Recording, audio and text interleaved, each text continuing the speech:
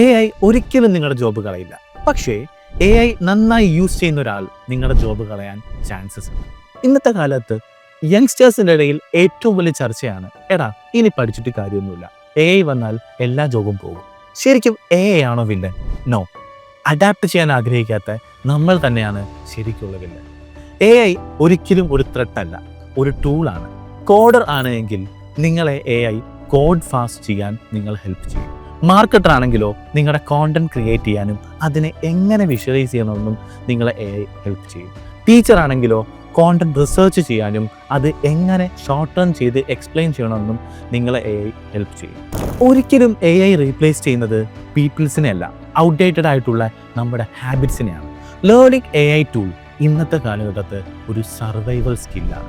So AI പേടിക്കുകയല്ല വേണ്ടത്, അതിനെ നന്നായി യൂസ് ചെയ്യുക.